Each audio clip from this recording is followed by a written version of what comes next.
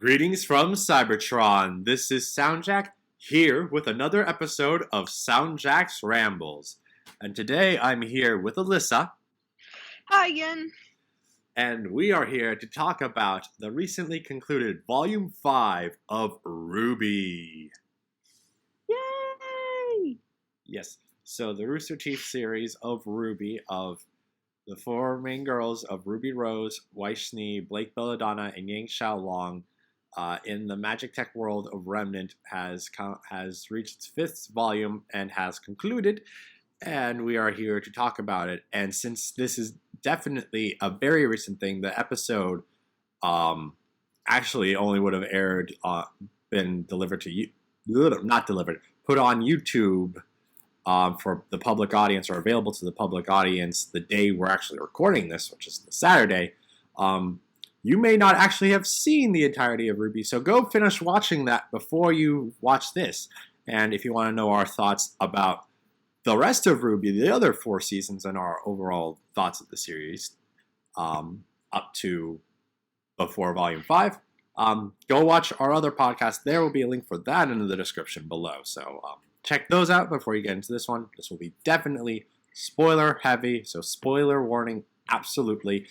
But we're just going to get along and just hop right into the spoilers, and we're just going to go basically episode by episode. We're going to start off with the character shorts that came with the start of this volume. So we have 3 of them this time around. Volume 4 only had 1 character short, not 4. It was just the RWBY character short, just basically just show off her new design effectively and her combat skill and her being out in the fields and whatnot. And then for this season, we do have 3 of them, 1 for Weiss, 1 for Blake, and 1 for Yang. And they all take different points of time, but most of them are actually flashbacks.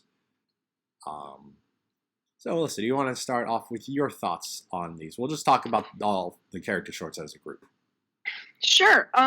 So I really liked all of them. I remember liking each one when I saw them. I think my favorites is Weiss's, purely because we got to see her do some cool combat stuff, and because we got to hear another Weiss song. Because goodness, there isn't enough of those in the series. But as always, the Weiss songs, for whatever reason, tend to be the best in RWBY.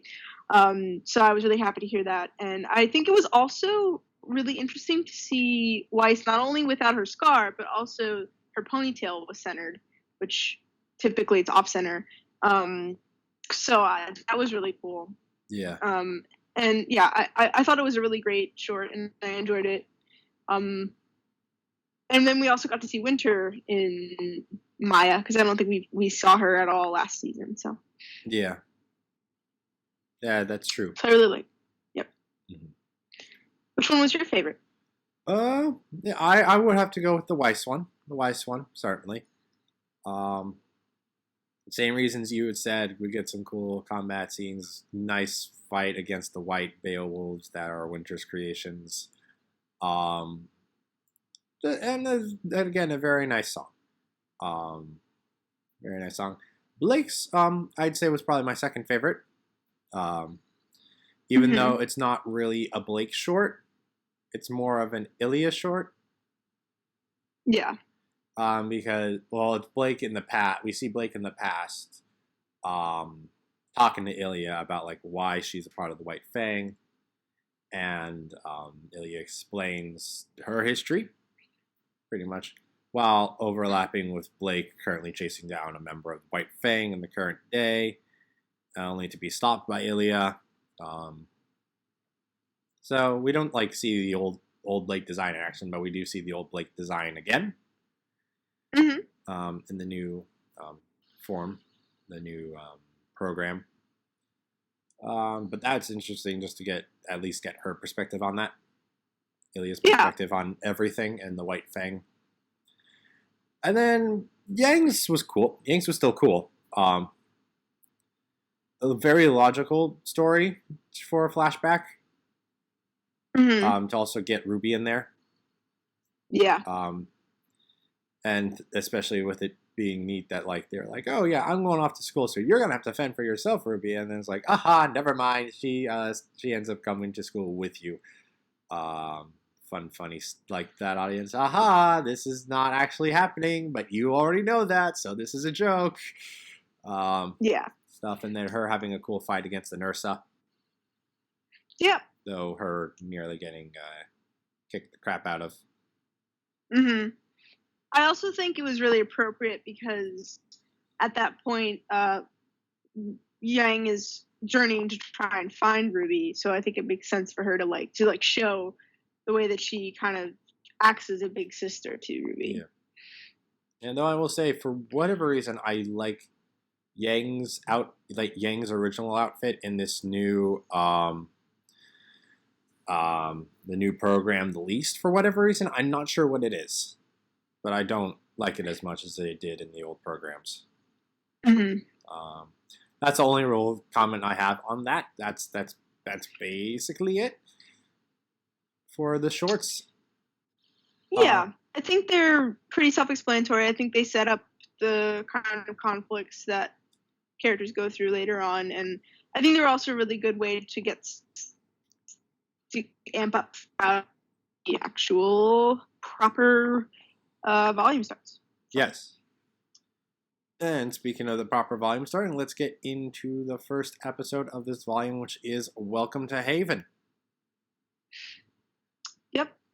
So this is the episode where we are introduced. We're in Haven. We see Haven for the first time in its full glory. You know, I think there's that painting shot with all the drawings and the characters all wandering around. And then we also meet Lionheart for the first time in this episode, I believe. No, not yet. No, we do. Never mind. Sorry.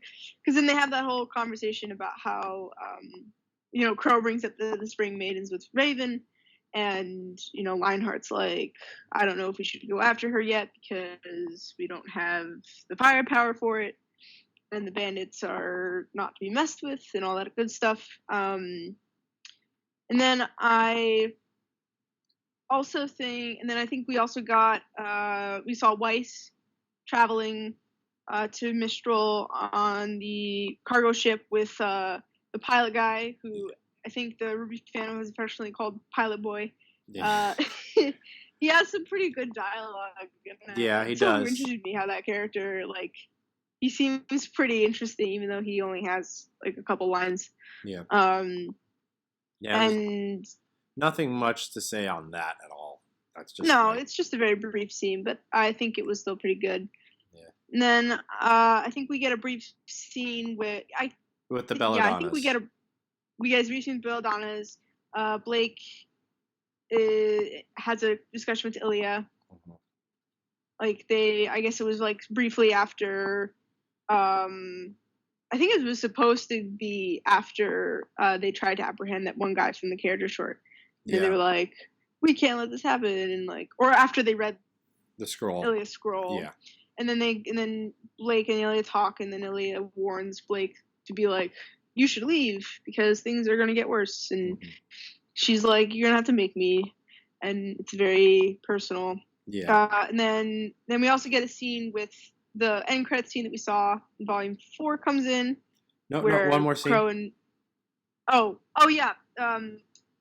Blake. No, the one with Yang happens at the very end, I think. Oh, that's at the very end? Yeah. Okay. Yes, because then that's when. Oh no, you're wrong. I'm wrong. It doesn't. Yeah, I was looking at the wiki summary, and it was saying Yang was next. Yeah, so basically we cuts to Yang.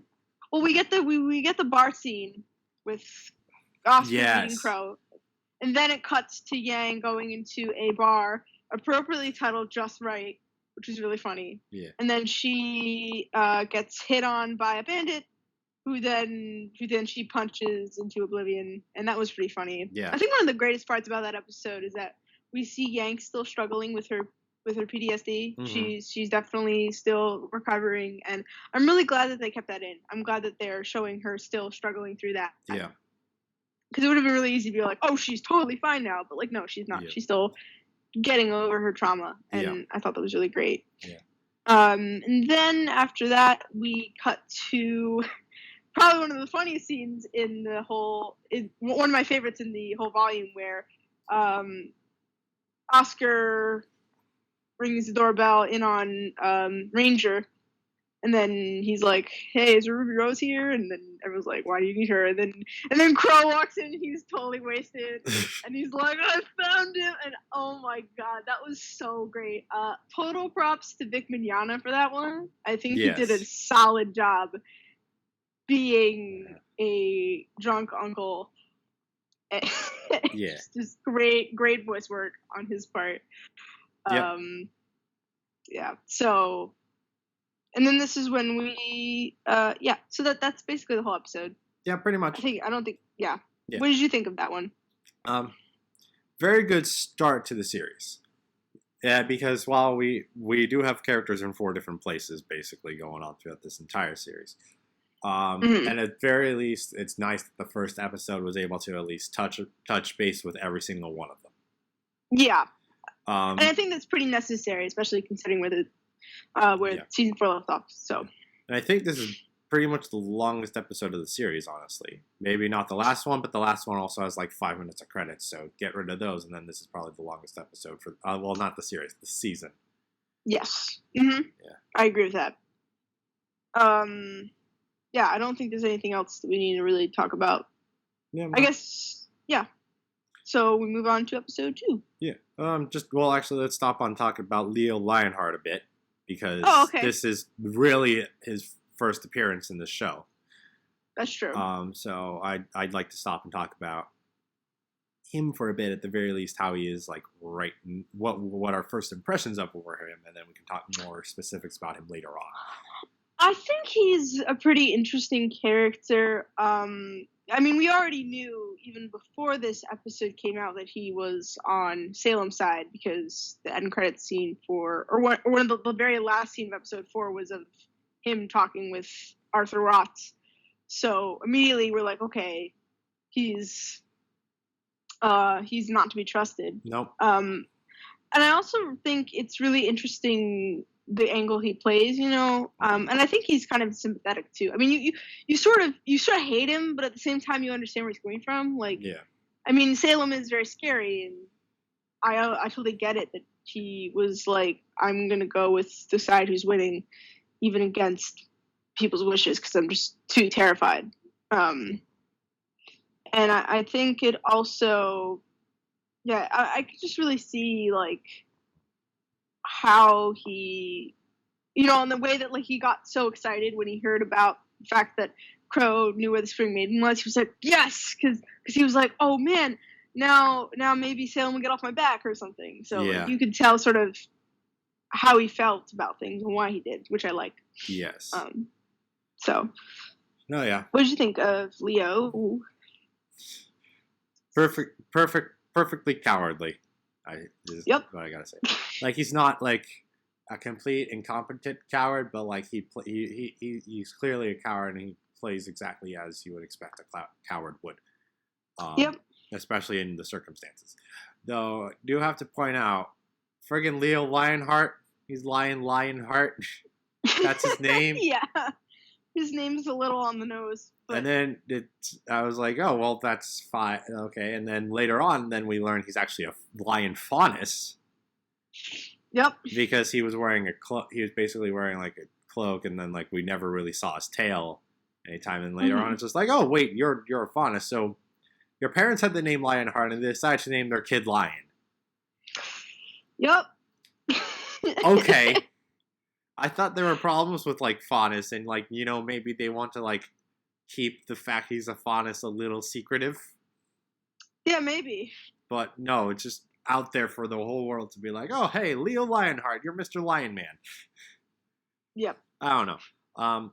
Though the only other thing I want to comment on this episode was I love the fact they brought in the post-credit scene from the end of Volume 4 into the middle of this first episode. That's a very nice touch. And I don't see that happen a lot. The only other time that's like really happened was end of Doctor Strange getting into as a preview for Thor Ragnarok with Yeah. There's a scene that was like directly put in, which is fun. It's a lot. I think that's a lot more fun. Like obviously, like the stuff that's like extra that like would never appear in the middle of a movie or an episode is also really cool. But since that's basically become like a trope of having like a post-credit scene. Like it's now nice to like see that stuff actually integrating this to the main thing. Right. Especially if it's plot important too. Yes. You know, then because then if people don't watch the end credit scene, then they can see it as it appears in the main thing. Yes. So. But unless you have anything else to say, I think it's time we move on to episode 2. Nope. Let's move on. All right. Okay. So I think you're gonna have to remind me about what happens in this episode. Okay. Yeah. This one is titled "Dread in the Air." It starts out with Arthur and Leo talking to Salem. The seer, creepy jellyfish. Yeah. Also, we do with a touch on the fact that Cinder has her voice back. Yep, she does. Also, one thing I want to point out is that the fact that Salem is talking through the seer is totally a reference to the 39 Wizard of Oz movie. Yeah. Where the Wicked Witch has her magic crystal ball. I appreciate. I have a love for. I have a lot of nostalgia for the Wizard of Oz movie, which is kind of weird. I guess it's because my parents always showed it whenever it was on TV or whatever when I was younger, and I still watch it every time it's on today. But anyway, so I know the movie really well. If there's Flying Monkey Grimm, I'm just gonna lose it. There's a what? Oh, Flying Monkey Grimms. They finally get to the end of the series. They're about to confront Salem, and it's just like, "Fly, my pretties, fly!" And it's just all the flying monkeys. That would be really fun. You know what? I'd be totally fine with that. I'd be like, "That's cool. I don't care. Go for it." But anyway, back to the episode. Main things about Salem noting that not Salem. Leo saying, the spring maiden with Raven. Crow's here. The one with the silver eyes is here. Cinder's like, I want to go kick her butt. Salem's like, hold on. And then, what am I thinking? What else? They talk about the relic a little bit. Hazel's going to talk to the White Fang to like make sure they're on their side. And then the last thing was like a minor thing about Salem telling Arthur to give Tyrion a new tail, to make Tyrion a new tail. Yes, which also hints towards Arthur's possible techno prosthetic past. Yeah, because we do learn later on about like where Arthur came from. And I'll just mention it now. A few episodes down the line, we learn that he was actually a disgraced Atlesian scientist and doctor and scientist. Yes, which is interesting. So basically, that puts Arthur Watts as like the sort of academic of the squad, if you will. Which is good. I'm glad we're learning more about sort of Salem's inner circle in this season. So that's really nice. Yeah, and now it makes me curious if he was involved in any way, shape, or form with Ironwood's current state of being a half robot. Maybe. Because we don't know when he left, when he joined up with Salem or whatever the inciting incident it was. That caused him to want to join up with Salem, etc., yada yada. But we will probably find that out at some point, since I'll just say this right now, we do learn that later about one of the other characters. But we'll talk about that when we get to there. But continuing on from the Salem scene, then it's off to Weiss on the cargo ship. This is the first true action scene of the season. Yes. Right, because this is when we learn about the Lancers, which, by the way, awesome grim design. I really like them. Giant green wasps that are big as small airships. Yep, and I think the setting for this one was really interesting too. We get to see like natural gravity dust, Yes. and how it like makes all these floating islands. Floating islands. Thank you. And I really cool. It was really great to see Weiss in action again. We see her lobbing stuff at them using the dust crates. And then we get to see her use her summon in battle for the first time, which is really cool. Yes. So yeah, and also they used the latter half of "This Life Is Mine," which is another probably my favorite Weiss song amongst all the Weiss songs we have. Yes, because that never appeared in the series itself yet. We only heard the first half for the concert, and then the other half was just part of the soundtrack for Volume 4, and now we got the rest of it. I'm like, yes. It was really great, and I'm very happy that we heard it in this battle. Yes. Because that was really great. Yeah. Unfortunately, due to the damage caused, the ship does end up crashing. Yep. But before we see what happens, we also take a stop to the White Fang with Adam talking to Sienna. And then, long story short, Adam stages a coup, he kills Sienna, and then he tells the White Fang members that are there to spread the word to the other White Fang that she died by a human huntsman. He's taking charge, and Sienna will be buried with high honors. Though we also see more of Hazel a bit because he's here, and he's like, no one needed to die today. And we just see much more of his calm and rational side. That scene was pretty interesting. I'm kind of upset that we don't see more of Sienna, especially since she has such a really cool design. Yeah. I get story-wise why it happened, and Adam would be the kind of person to stage a coup, and also it makes sense from Salem's perspective because now she doesn't have to worry about Sienna potentially disagreeing with their plans or overstepping her boundaries, because now Adam just has full control. So I just kind of wish we got to see more of her. That's all. Yeah, I think a lot of people did. Yeah. Yeah, there's not much else to say about Sienna except she was the former leader of the White Fang. Yep. But last bit of the episode is we see Weiss at the crash site. Some people come up to her and she's like, help, and then we see, it's Raven. It's Raven and her tribe have found Weiss. All good. And she kicks her in the face, and that's where we end. Yep, that's the end of that episode. Yep. Nothing else for me to. I don't have anything else to say about that episode. So you? No, I think it was pretty self-evident and contained. So fight scene was very cool. Very cool. Yeah, I think that might be one of my favorites. It's definitely up there. Yes. I'm waffling between that and the finale fight. Mm-hmm.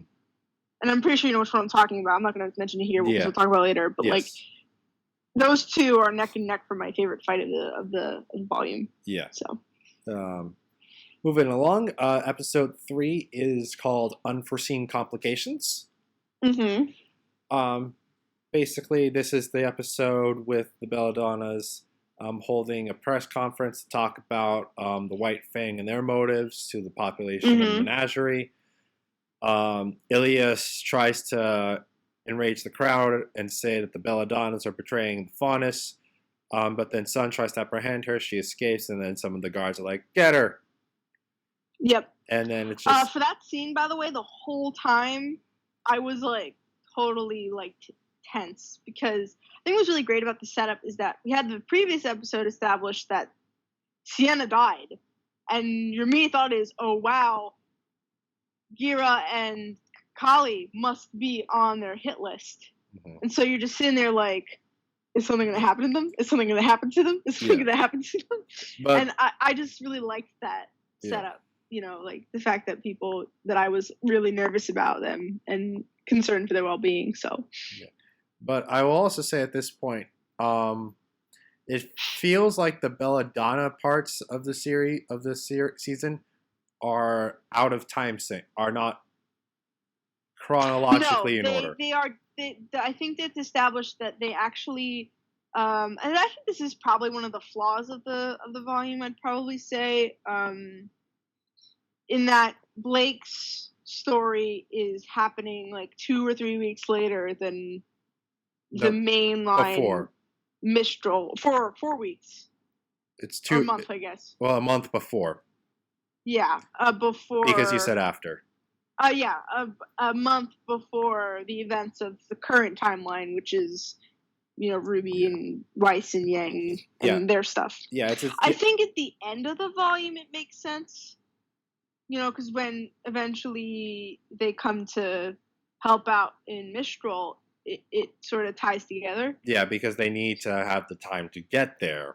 And I also think it works from like an establishing standpoint, because I think otherwise the fact that the menagerie people just show up would have been Deus Ex Machina. But I think the fact that they established, oh hey, they're on their way, that makes it a little bit less of a what moment. So for that reason it makes sense. But I also feel like it probably was a weaker point.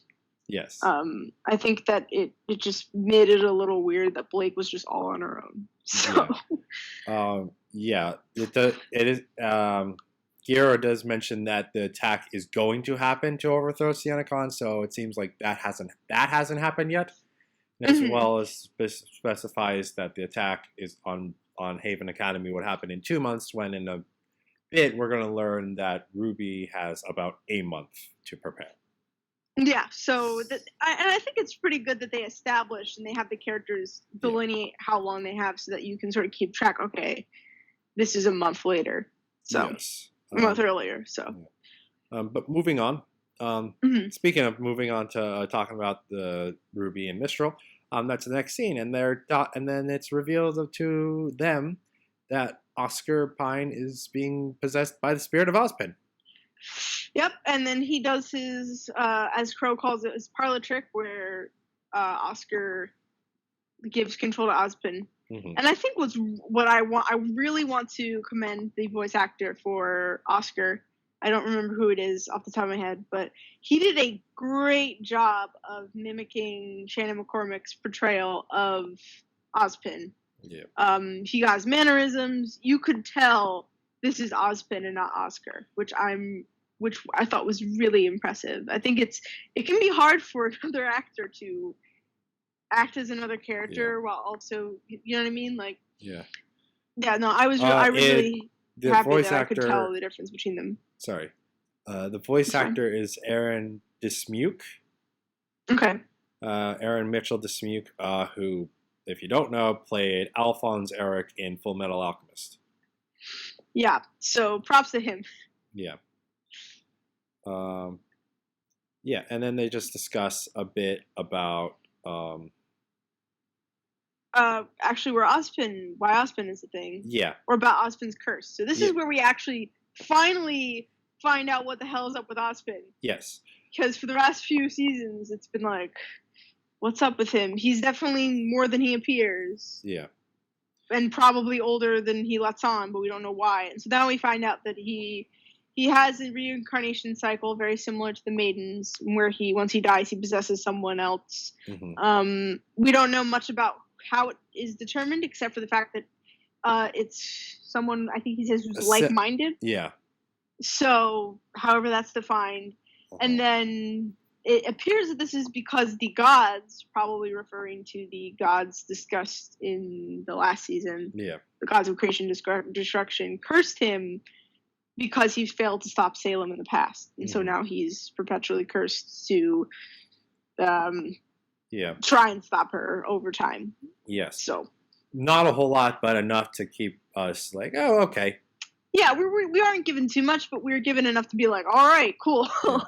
And then, and then the only other notable thing of the scene is that Ozpin is like, maybe I shouldn't tell Leo that I'm around now, because he's not following my orders. Or something is up. Yeah. Because he left like the school abandoned and all this stuff in preparation for Salem's party to attack. Mm-hmm. And then the last thing that happens in this episode is Weiss is in the cage with in the camp and Raven's tribe. Mm-hmm. And then she talks to Vernal. Yep. Who is a new character, who we all believe is going to be the new Spring Maiden. Is the Spring Maiden that Raven has. And then just they tell her basically that they're going to ransom her back to Atlas.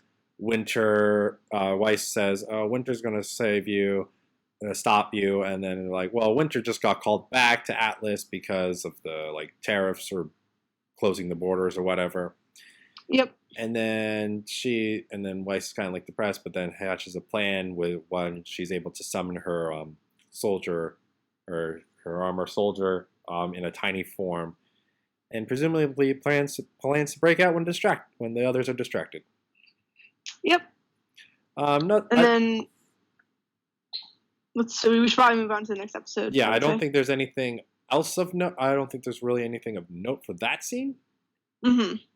So I'm good to move on to the next episode, which is titled "Lighting the Fire." If the wiki will stop opening ads so as I can click on the right thing. And then we start off with I think we forgot to mention this at the end of the first episode, that when Yang goes to leave the pit stop to go, she's going to see Raven. Yeah. And then the dude she punched is like, hey, I can take you to her. Yep. And then they're riding, and then he tells her to stop, and then he comes with a group, and then she kicks basically kicks a bunch of ass. Yeah. Beats them all up. Yeah. And then the guy's like, if you're going to see Raven, you're never going to make it out alive. Well, maybe not, but I am her daughter. And he's like, oh, I'm dead. That was a pretty great moment. Yeah. I also really like this fight too. I think what's really great about it is it shows Yang's progression as a character. She's not always fighting. She even dodges a couple times, which I think is a great showing of how she evolved. She's thinking more about where she is, and yeah, I just really thought it was a great touch. Yeah. And then the only other note is we also see that Yang's got her shotgun built into her arm now. Yes. Yeah. So instead of having her Ember Salika's, she has a replacement in her arm. Yes. Nothing else much to say about that scene, I don't think. We move on to Ruby and Oscar training, and then Ozpin takes over, and then kicks the crap out of Ruby, since Ruby is not as established in the Yang short. Ruby's not great at hand-to-hand combat. Nope. Without her sight, she's nothing. But Oscar is learning how to use semblances and all that. Or his aura, and then they talk about the semblances. We learn how Nora got her semblance, and it was because she got struck by lightning one day.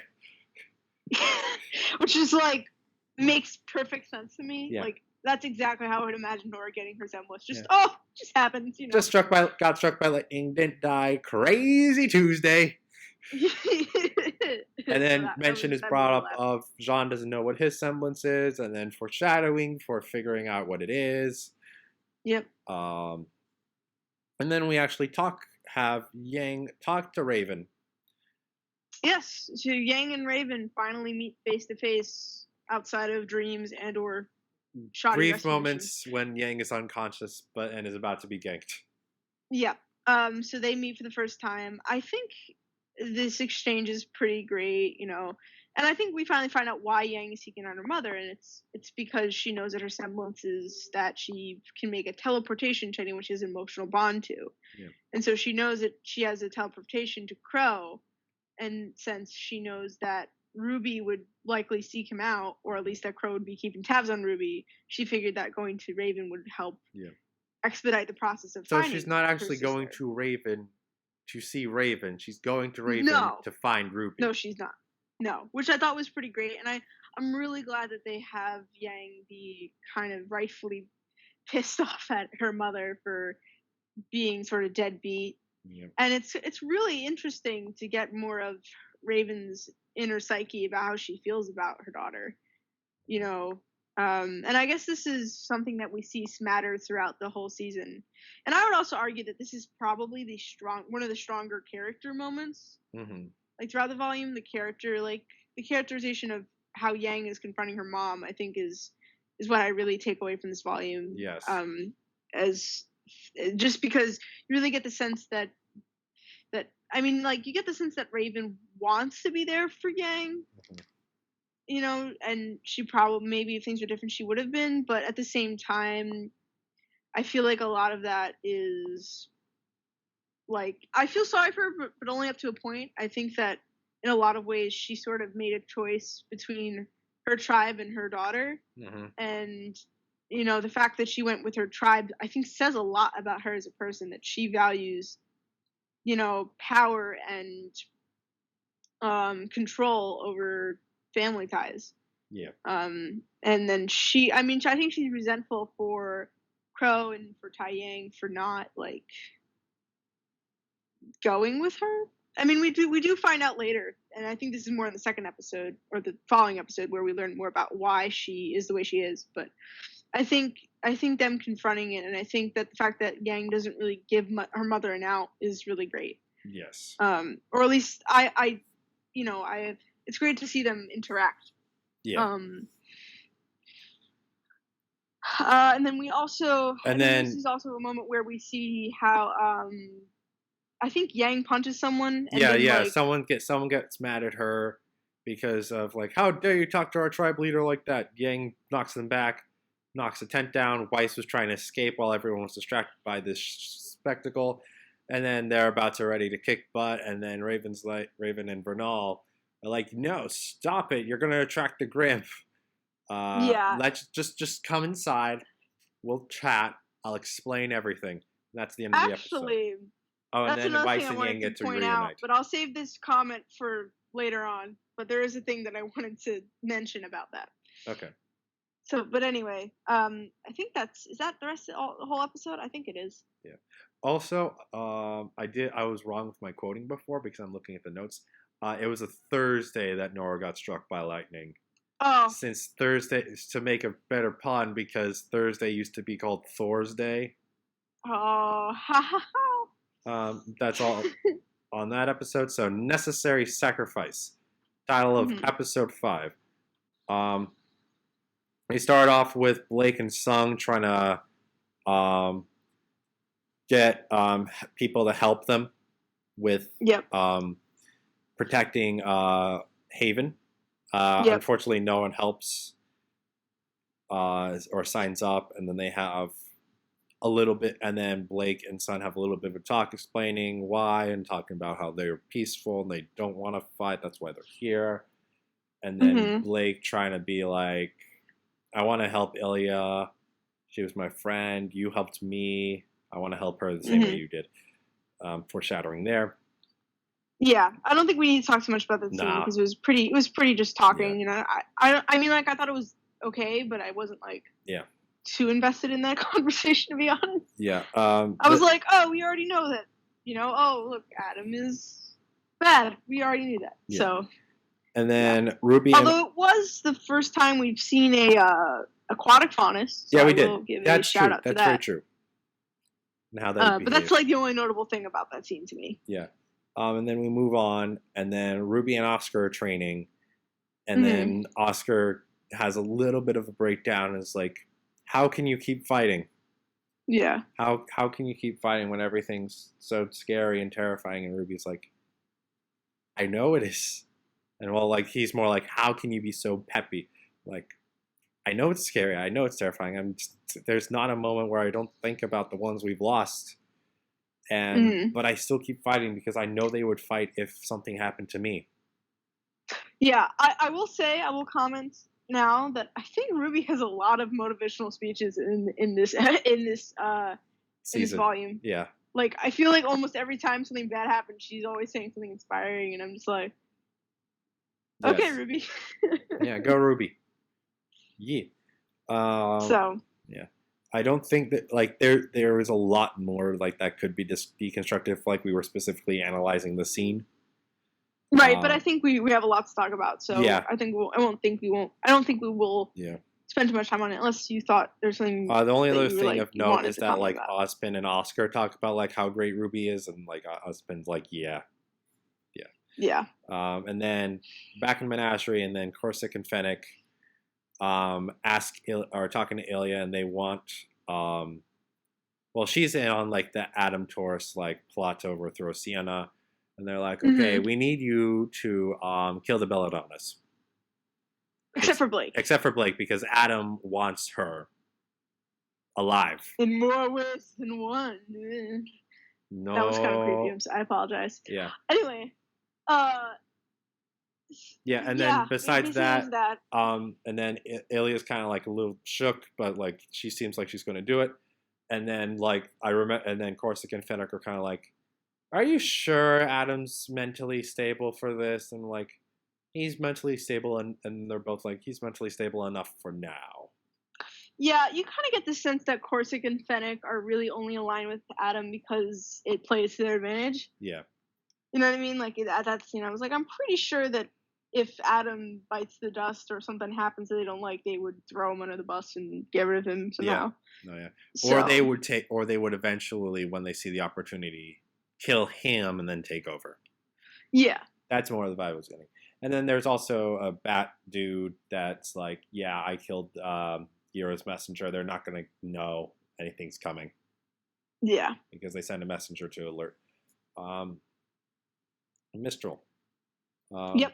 But that's all that is for that episode. So episode 6, known by its song. And this, we start off with Crow trying to find Huntsman. Oh, I gotta say, this is also one of my favorite sequences in the show. I feel like what's so great about this is just it shows way more than it tells, and I love that. Love it for that. Yes. In the sense that we see him trying to find all this stuff, and then he has failures, and you see it's sort of funny because you see him going, oh, every time, like, yeah, these hunters aren't coming back. But I think the best part of it is when he comes up to the last person on his list, he knocks on the door, and at first he's like, do you know where this person is? And then the guy just doesn't say anything, and then he's like really frustrated. He's like, come on, you gotta tell me. But then the guy's kid comes in, and she's like, oh, does he know where mommy is? And like then it hits you, oh wow, you know, these people probably haven't seen this huntress in like a long time. And you could totally see that Crow recognizes this moment from when Summer died. Yeah. Probably, you know, like the fact that like he's seen how, you know, he's had to watch Ruby and Yang come to terms with their mother's death.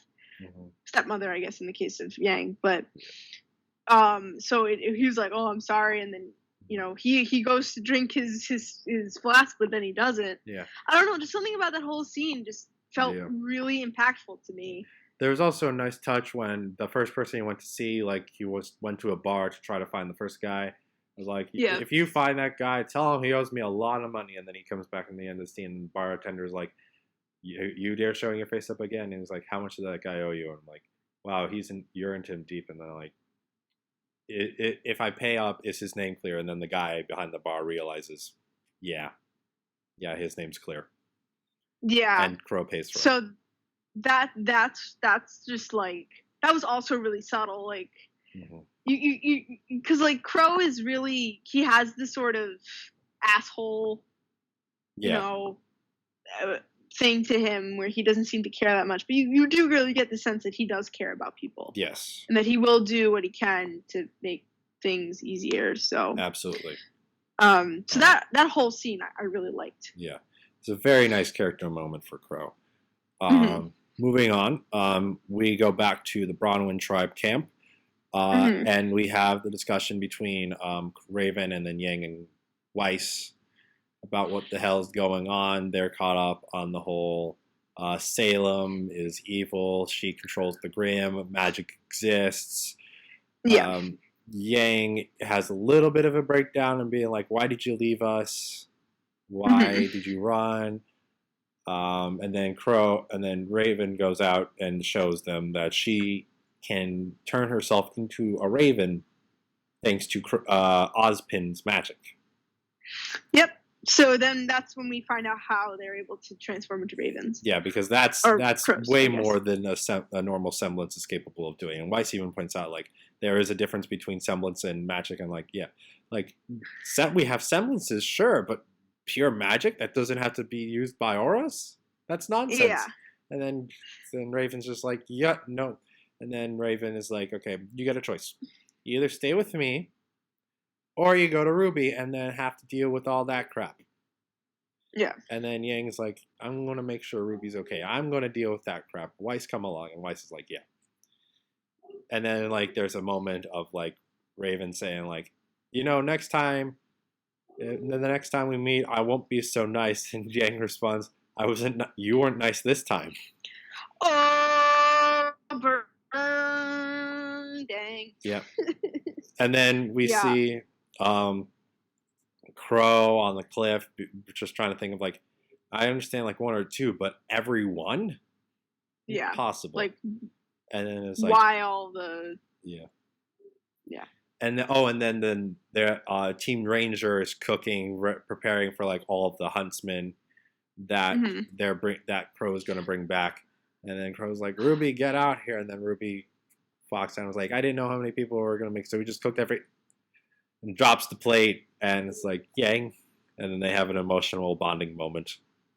That was really nice. Yeah. I think it was really great to see that reunion.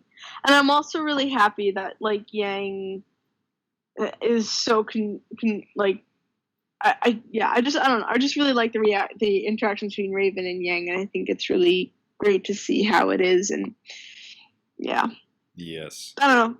I think that whole episode was pretty good. That was a very solid episode. I mean, certainly not. Yeah, I will say overall, this season is not very action heavy, even though it has an attack on one of the four kingdoms. Yep. But this season is very strong in its, like, character moments. I will definitely. Yeah, I think there are a lot of really good character moments. Sorry. No, you go. No, you finish, because I was going to make a smooth transition into the next episode. Oh yeah. I was just going to say that in comparison to the past seasons, I think it shows that RWBY is focusing more on the plot and the characters rather than the action, which I know some people are probably not okay with, and I totally get where they're coming from. Yeah. But that's just the thing. Yeah. But speaking of character moments, next episode is basically just the teams catching up with each other. Rest and Resolutions is episode 7, and it is pretty much like all 6 of the kids, because it's 6, not counting Oscar. Just hanging out, eating dinner together, just catching up, telling stories of what they did. Mostly the stuff from season 4 with, like, the knuckle leave and Weiss making the mess and Yang getting her new arm, and then having an arm wrestling competition with Nora. That was great. I was like, yes, this is exactly what Nora would do. Yeah. And then this is also when we learn. I guess the only really important thing to pick up from this would be that we learn that Yang's arm can detach. Yeah. Voluntarily. So that might come back later. Yeah. Though also, Crow is a little salty that the kids are making so much ruckus, and it's probably because, he just learned so many of his friends are dead. Yeah. Again, showing, not telling. I like it. Yes. And then they. Oh no! Sorry. Crow's kind of like, okay, you got to stop. Okay, calm down, guys, because then the next scene is them catching Yang and Weiss up to everything. Oh yeah, that's right. And then then Ozpin is talking to them. And then that's when Yang is like, I like how Yang questions him. He's like, I need to make sure people don't lie to me anymore, which makes sense for her character because it's her mom, and everyone seems to have been lying to her. So I like that. Yeah. He also explains that he is the old man from the Four Maidens fairy tale, Which we all pretty much assumed. We assume that, and he's the one that gave them the powers and he can use it. Though he also notes and he was capable of giving magic to Crow and Raven, though he notes his powers are dwindling. Yep. So he's probably. And I think he also notes that it's not easy to give them the powers. So yeah, I'm assuming it probably takes a toll on him as well to do the transfer. And then there's like an ultimatum of like, you can stay, you can go, no questions, no problems. If it's you decide to stay and then run later, that's when we're going to have a problem, like Raven. And then then Yang's like, if Ruby's staying, she knows what the right thing is. I'm going to stay, but no more secrets, no more hiding. Yeah. I think we should probably move on, though. I'm just looking at the time. No, yeah, I completely agree. We do have to keep moving along, though. The last thing that happens in this episode is Cinder, Arthur, Emerald, and Mercury show up at the Bronwyn camp. Oh, yes. That is an important thing to mention. Yes. Yeah, there's nothing else to mention besides that. So we're getting along to the next episode. Another pretty solid character episode for the first half. It's called Alone Together. It's basically you can go. You can go. I've been talking a bit. I believe this is the one where we see. Well, there's two parts to it. I forget which order they come into, but we see Raven. I'm sorry, Cinder and Co. talking with Raven. Nope. Correct? Nope. That's the next episode. That's the next episode? That's completely next episode. So then this is the episode where Ruby, Yang, and Weiss sort of get together and talk more about everything, and then we find out that Yang is kind of still sour about Blake. Yeah. And is upset that she abandoned them. And then we have a really rare moment with Weiss and Yang on their own talking about things, and Weiss being super supportive, and we finally see that Weiss really views Team RWBY as her real family. And she's there for them, and that was really great. I'm so happy to see her be supportive, especially since she wasn't exactly like that in the earlier seasons, especially season 1. And then I think this is also the episode where we see Blake get apprehended by Ilya. Yes, this is the episode. Yeah, they're about Blake and Sung are going to go recruiting. Ilya leaves a note for Blake to be like, "Hey, come. I want to talk things." And then Ilya and Blake thinks she's being sympathetic and being like, "Oh, I feel bad about everything I'm doing." And then it's a trap because she's gonna help get rid of the Belladonnas. She also makes it and then Sun breaks Blake out of the trap. And then they're able to run back to the house where we see that they are being the house is being attacked by the White Fang. Yep, and this is also where we learn that Ilya had feelings for Blake. Yep. So our she had a big LGBT old crush character in RWBY. She had a big old crush on Blake, and we know this because she was jealous of how Blake looked at Adam. Yep. Yeah. So we know that. But again, main thing, this is where the attack on the Belladonnas begins. Yep. Next episode, unless you have any major comments. Nothing else, but again, very solid character episode for Blake, for Weiss and Yang, and then the rest of the episode is preparing for more stuffs. Speaking of more stuffs, next episode, A Perfect Storm, is more stuffs. This is where we get the beginning. This is, I think, towards the end of the episode where we get more of. No, I think from what I'm reading from the summary, it's like the majority of this episode is Cinder talking to Raven about helping them out. Right. Yes. So they're talking and they're trying to be like, "Hey, Vernal, come with us. Use your Spring Maiden power so we can get the Relic of Knowledge from Haven." Raven's kind of like, "But how about no?" And they're like, "But how about we leave you alone?" And then Raven's like, "Okay, as long as you kill Ozpin."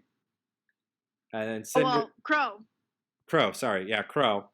And She then wants Crow dead. and then Cinder's like, ooh, then I can also get Ruby at the same time. And Watts is being like, trying to be like, okay, come on. We need to get this done. This is going to interfere with the plan. And then they're like, no, we'll just, how's about we, and because like he thinks like they're going to do it like before the attack, which would arouse suspicion. But then they're like, no, we do it the same night as the attack. Like we get like the attack, we start our attack. They're invited to the school, and then we get rid of them, and then we're all set. And then we go and take the relic. And then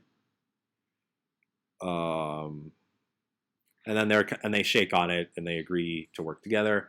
And I'm not seeing it in this summary, but oh yes, no, never mind. I am seeing it in the summary. Afterwards, Vernal went off to like follow them to their ship to see what's going on, and Raven confesses to Vernal like, I'm only doing this so it's like we can take the relic and then we can leave, and then they won't come after us because we've got this. Yeah. Even though that would make them want to Salem come after them more, but she thinks this will be a good way to like ensure that the tribe will be safe. Yeah. Though she does transport off to Mistral. To I don't know why, but like Crow notices, hears the sound of Raven, but Oscar distracts him because Oscar wants to talk to him. So that's about that for that. Okay. It's just very interesting how Raven decided to decide to join up with Salem after having fought her for so long and knowing she's like the ultimate evil. Yeah. I mean, granted, Raven was kind of backed into a corner. Yeah. It was either that or like she gets slaughtered right then and there. Yeah, but you know, I think it makes sense why she did what she did. Yes. But the last thing in this episode is we see a bit more of the attack and menagerie on the Belladonnas. Gira has been fighting the Corsic and Fennec brothers. Sun and Blake just arrived in time because I think his semblance kind of broke at that point. I think, yeah, his semblance had broken. He was going to get shot in the back by one of the other White Fang. They deal with it, and then Blake manages to hold off the Fennecs for the Albans enough time, so like they have a discussion of how the plan's going to work, and they're like, Blake, go find your mother, and then Sun and Gira take on the two together. By the way, I like how Gira slowly gets more respect for Sun. Yes. That's pretty great. Also, how like ferocious he is. Yes. How utterly ferocious he is going on. But that's pretty much it for this episode. So the next episode, episode 10, last episode before we hit basically the final 4-part finale, is True Colors. And then, Crow and Ospen are talking about everything, and then Ruby does have a couple of questions. Yep. Mainly asking about what happened to the relic at Beacon, which then Ospen reassures that like the relic is most secure there. So us knowing that we're going to end up going back to Beacon at some point to find the last relic. Though clarifying for her and for the audience that the relic is not in fact his cane. Nope. No, because I was like that I feel like they were talking to us.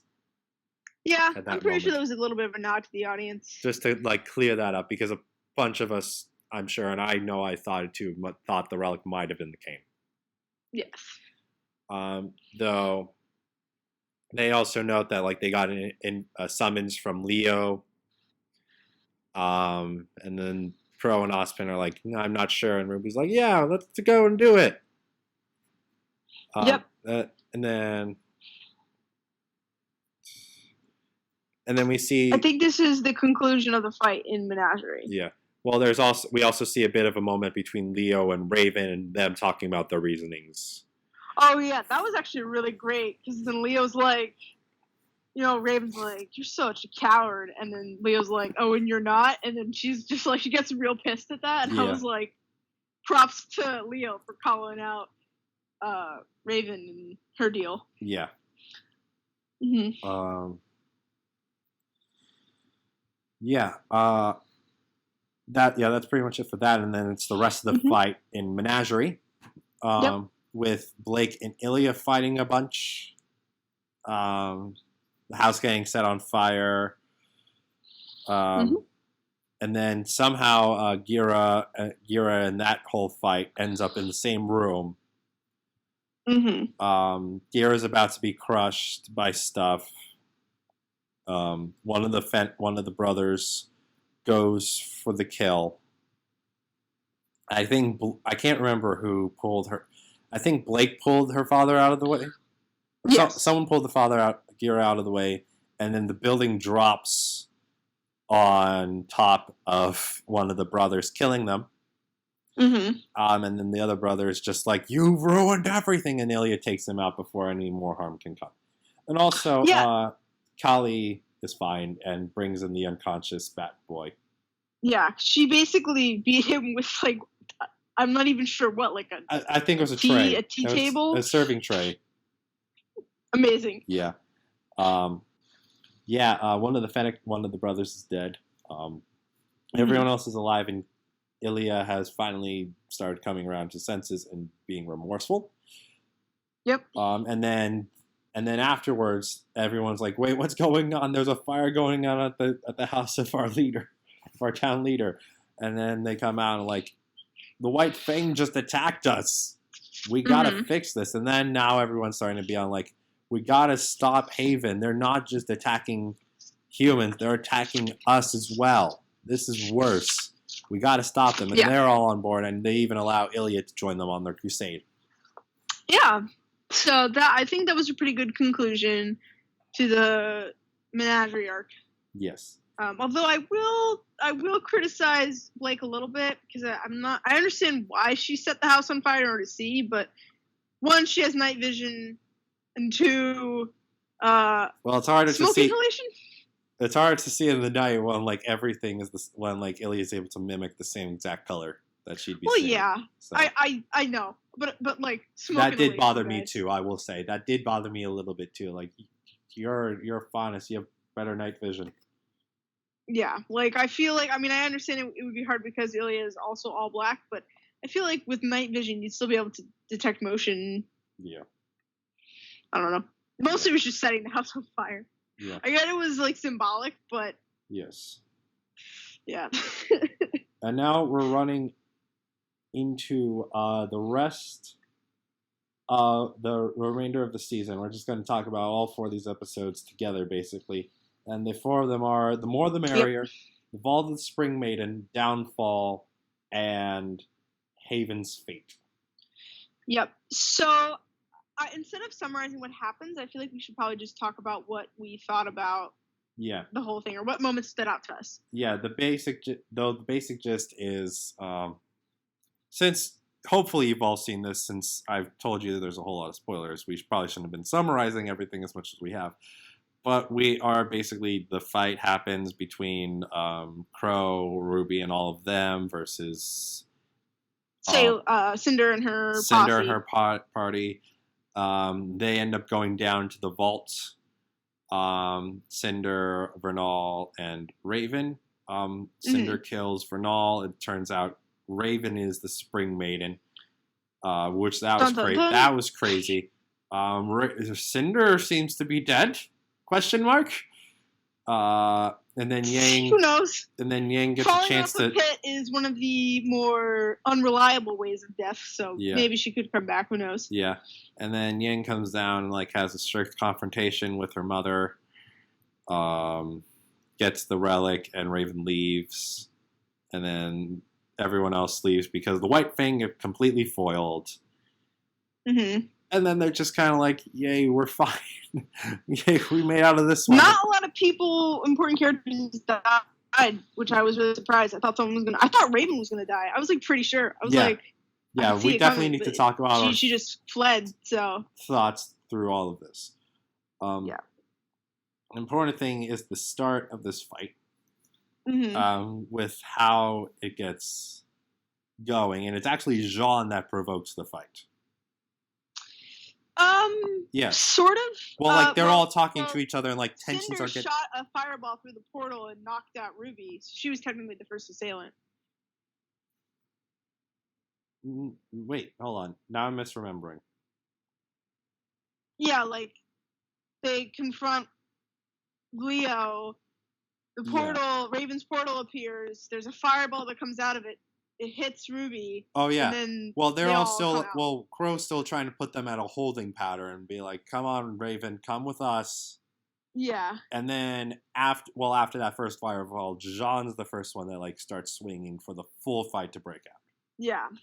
And he goes against Cinder, which gotta say, Jean, probably not the best idea. Nope.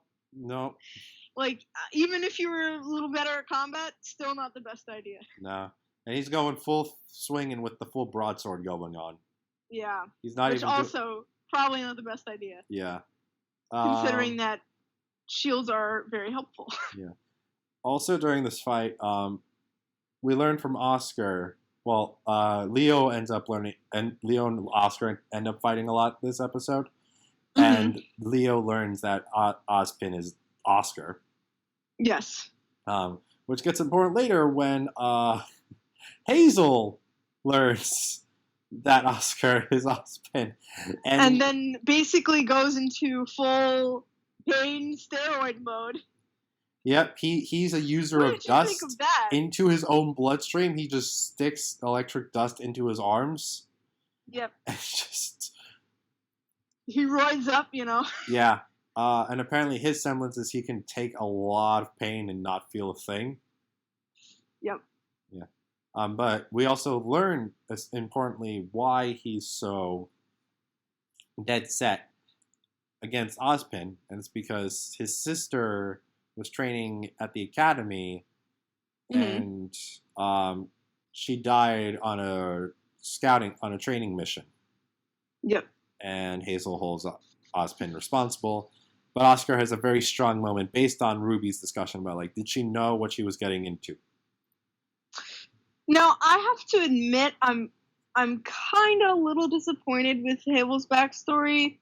I was hoping that he would be more of the kind of guy who is siding with Cinder or Salem because he sees them as the strongest force. Yes. You know what I mean? Like, I kind of wanted Hazel to be more motivated by logic rather than pure emotion. Yeah. But I kind of felt that his roid mode was a little goofy. Yeah. A little bit. Not that there aren't goofy things that happen to Ruby. Yes. Obviously not. But I was just like, this is totally not what I was expecting this character to be like. I sort of expected him to be like Bill Heavy, you know, but not like this Bill Heavy. Yeah. I still like Hazel. That threw me for a loop. I'll be straight. Yeah, we had a lot of thoughts about what Hazel was up to, and they were all proven wrong. Yeah, basically. Yeah. The other thing that I thought was really important that we should mention is that we find out that Cinder's hidden arm, the one that's on her left side that she got injured in, is actually Grim. Yes. Which is like, what? Looks like that happened in between volumes. Yeah. Right? It's probably been there. Okay. But we never saw it because, like, she had the new outfit that, like, completely hid her left arm. Mm-hmm. And I was assuming, like, it was all made of rock and stone or whatever because that's what was on her face. But that turns out to have just been, like, a mask for, like, the massive scarring that she had received from Ruby. Yep. And the reason for the whole Grim Arm thing is so it's like she's able to more directly absorb the powers of the maidens when she gets to them. And it looks like that gives her the ability to bypass the exchange. Yes. So that's interesting. Yeah. And I guess that also means since I guess the four maidens' powers come from the same source, they can probably technically all conglomerate together. But by their rules, they probably wouldn't normally be able to go into the same person. No. Yeah. But then we figure that out when she tries to gank Vernal. Mm-hmm. But then we learn Vernal was a decoy the whole time, and Raven was the real one. I'll be straight. I kind of suspected that because one of the things I noticed is that if you look, sorry, my dog's barking. When he's continuing to bark, when we see every time we see Vernal use her powers, Mm-hmm.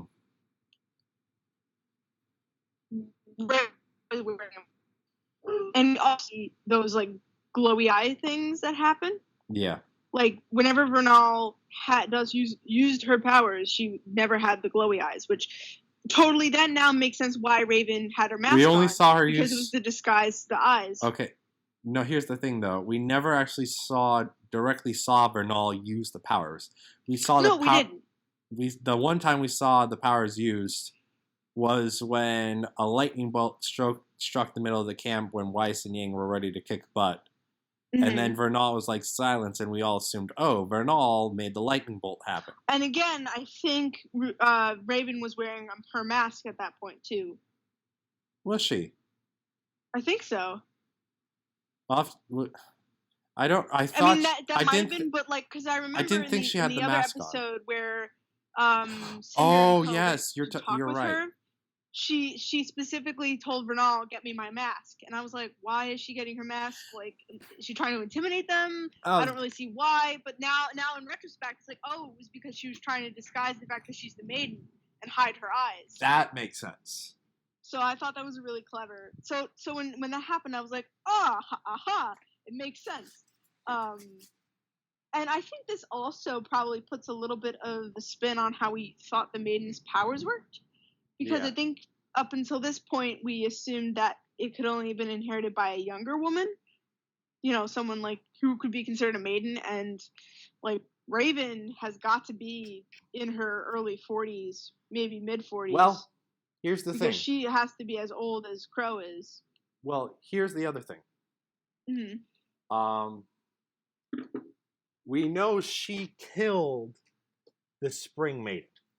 We do. Yeah, we find that out. And we're like, dang. We learned that like she was to Raven that like she was never going to be ready to fight Salem. She was never going to be strong enough in her eyes. Mm-hmm. But that was 10 years ago. Over 10 years ago when the Spring Maiden disappeared. Oh, that's fair. So she would have been in her 30s. Yeah. So it seems like the upper age range is probably like the mid 30s there. Mm-hmm. So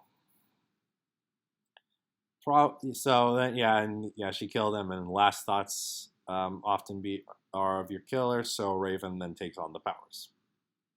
Right. So on top of her bird magic. Yep. Also, then we also get to see the awesome maiden versus maiden fight, and that was pretty great. That was high level anime on the same bullcrap. level as the Weiss battle for me, like one of my favorites. I thought the big ass swords were a little much. They went on full on anime weeaboo. Yeah, they were just like, all right, guys, let's go full DBZ with this. We're just gonna do it. And you know what? I'm totally here for the committal. Yes.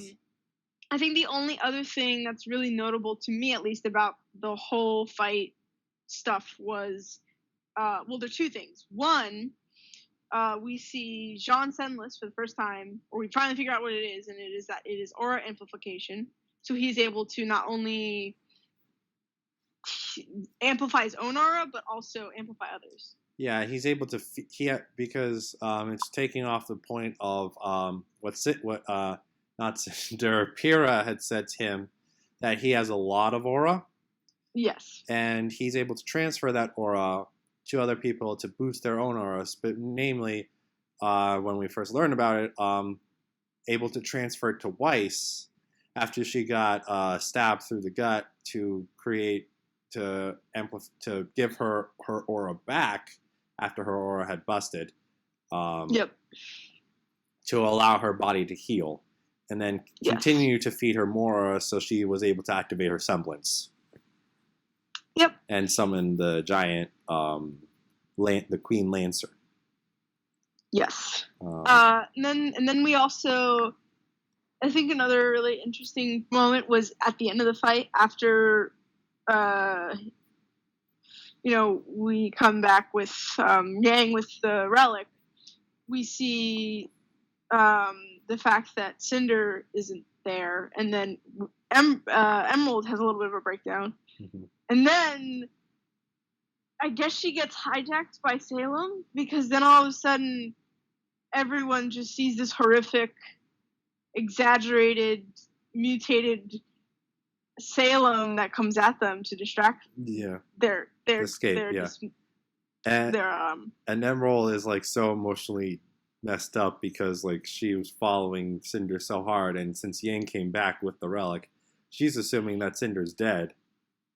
Yep. I assume. But then she just screwed her own mind up even further, since she had to spread the illusion to so many minds, and she's already complained about how much of a headache she'll get if she tries to do 2 minds.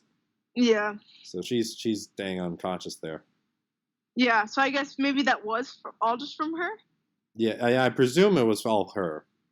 Okay. That's what I was presuming, and she was screaming in pain because she was trying so hard. Yeah, I gotcha.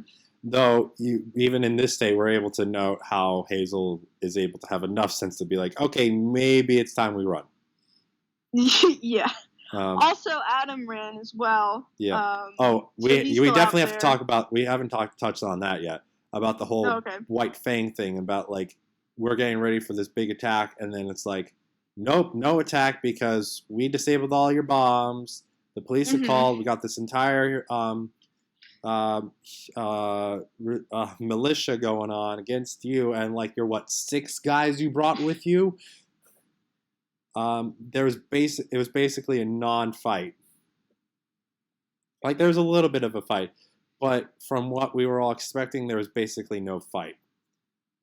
Like Adam came, slashed at Blake in anger. She just dodged and then just struck him in the head. Adam fall over, and then the police were just like, everyone stop. And then Adam was still trying to fight.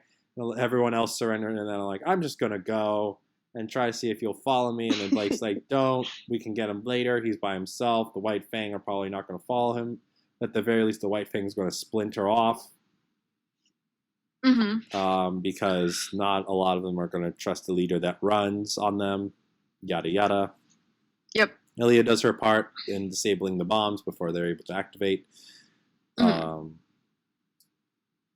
Yeah. I think we covered most things. Yeah, the main content, besides the fact that at the end of the episode, they're probably going to start up like a new White Fang that's not the White Fang. Yeah, they're going to try and reestablish the old White Fang before it went violent. Yeah. And then the next place they're going off to... The notable thing is that we see the end credits scene, right? What's the end credits? Oh, yeah. Raven stopping by and seeing... Taeyang. I couldn't remember his name for whatever reason. Which is interesting. Not where I thought Raven would go. But. Yeah. The last thing of note, though, is the next place they're headed off to is Atlas. Yes. Atlas is the next point. I feel bad for Weiss, because she just spent a whole volume escaping, and now she's just going to go back. Yeah. Ooh, also, like, all of Team RWBY catching up, and Blake and Yang forgiving each other for things. Yes, that was really nice. I'm really happy that they're together again. Yes. I'm hoping to see some more team-on-team action. Oh, and by that I mean fighting. Like, I'm hoping to see the team attacks again. Yeah, we were teased for that. Like, RWBY said checkmate, and they were off attacking, and then we had to go talk to Yang and Raven being all mental. Like, one thing I'll definitely say for the ending, this season was a very strong character season, but not very strong on the fights. When they had the fights, they were good fights. But, like, the most of, like, the fighting at the Academy, besides really the fight between Raven and Cinder, was not as much fighting as we expected to see, especially for an attack on a kingdom. There was a lot of one-on-one fights. Yeah. Which I was like, why? Yeah.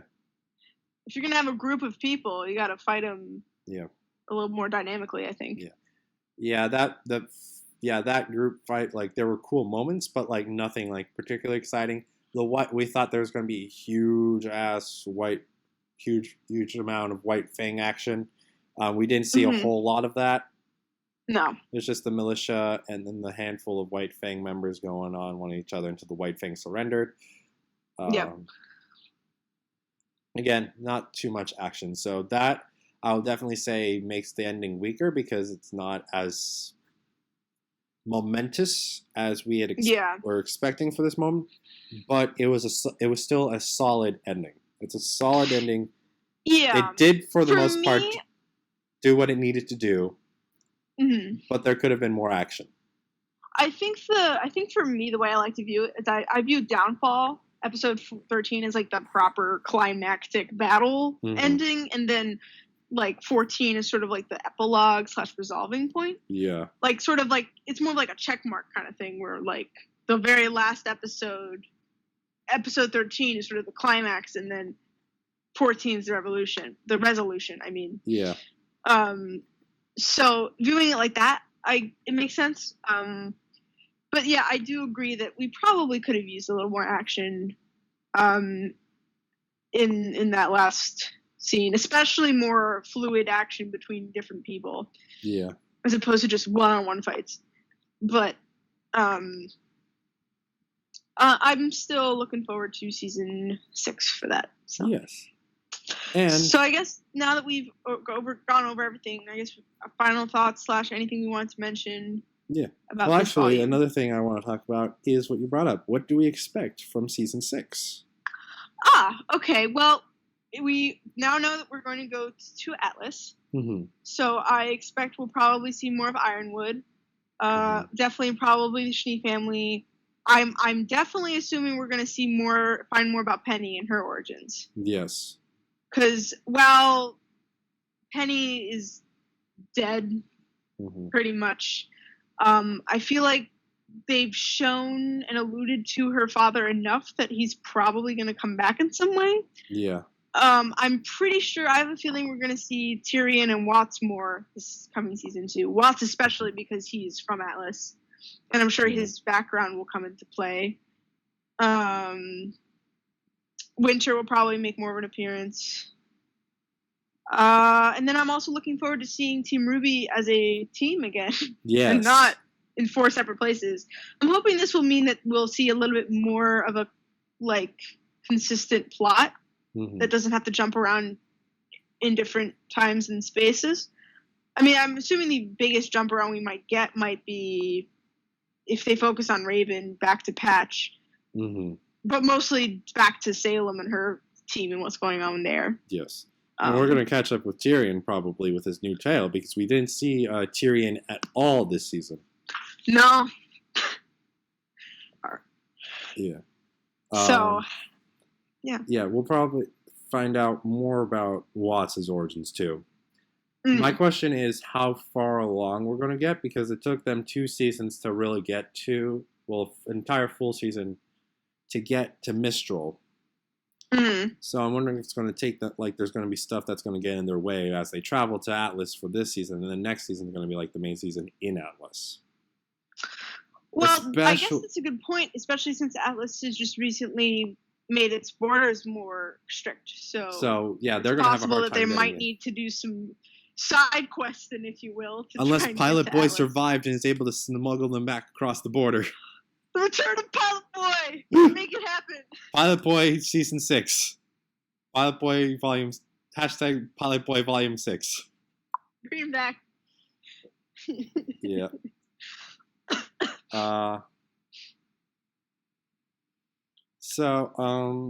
Yeah, that's all. That's really all my speculation. That yeah. If we get to Atlas this next volume, I think we'll definitely be running into Penny's creator. Yep. If we don't, it's basically them working on getting to there, and maybe figuring out a bit of what the relic does. Yeah, that's true. Because now they have it in their possession. So. And also probably trying to figure out who the Winter Maiden is. Yeah, that's true. It's not Winter. I mean, Summer and Winter are the only Web Maidens we don't know anything about yet. Yeah. So I guess we'll see what they're up to. Yeah. Potentially. Also, actually two things I wanted to mention before we go into final thoughts. One, we did not have any World of Remnant episodes this season, Correct. which I thought was very interesting. Yeah. I don't think it was that bad. I didn't mind the exclusion. I think the World of Remnant episodes are only there when they need to be. So like if we need to have something supplemented, and they can't, explain it in the episode time that we have. Yeah. But I do think it would be nice to get some more of that in there maybe next season, especially talking about the relics too. Yeah. Though I will say, Volume 4 did have 8 World of Remnants. True. I think 4 of them were in the main part, but they overall did end up having 8 World of Remnants. So since they didn't have any, this one, it balances out. So I would suspect they'll return. Yes. But then they also, again, balance it out by having 3 character shorts at the beginning, as well as 2 extra episodes, because this is the longest season, technically. Yes, because it has 14 episodes. Yes, technically Volume 1 has 16, but a lot of them are 2-parters, and if you merge the 2-parter episodes together, then you're down to 12. Yes. So, and then the other thing I wanted to point out that I actually had a problem with when it came to the Haven thing is that there weren't any Grimm that showed up. That's true. Why? There's fighting, there's angst, that should be a hot spot for Grimm. That was a huge part of the Beacon arc. The fact that everyone was so upset that all the Grimm started coming. Hello, we have a freaking Roid monster angry about the fact that Ozpin is there. You have people getting killed. How come there aren't any Grimm storming everywhere? You know what? That's my biggest. I think that's probably the biggest thing that I'm upset about with this You know volume, what? is the fact that they just ignored the Grimm. I don't think we saw a single Grimm this entire season. Outside of the Lancers. Oh, right. We did see the Lancers. Yeah, it was besides the Lancers and then Cinder's arm, we didn't see any Grimm throughout the entirety of Volume 4. Which is 5. a huge thing to leave out, in my opinion. I mean, I know they wanted to focus more on the characters, but how can you not include the Grimm in the final battle, especially when everyone has so many negative emotions? Yeah. That's kind of a plot hole that I feel is a little hard to ignore. Mm-hmm. And this, again, it's probably the thing that I have the most ire with, just because the Grimm have been such a central part to the RWBY series. So it seems like a really big overlook to not include them. Yeah. So I mean, I get why, as far as how it was developed, in that they wanted to have fights amongst the characters, and it would be hard to sort of put the Grimm in there. Mm-hmm. But if you establish a universe where fighting equals lots of Grimm, you kind of have to have them there. So. Yeah. That's probably my last comment as far as my major comment about stuff. Mm. Aside from overall, I thought this season was good. Yes. Not my favorite season. No. But I do think it was still pretty strong. I think it was better than Volume 4 in my opinion, because there wasn't as much shifting and stuff. Yeah. Very solid character season. Very strong character season. Now that all of the Team RWBY is back together, we're not going to have to worry about the time, a whole lot about the timing of things. It's basically going to be the good guys and then Cinder stuff. Yeah.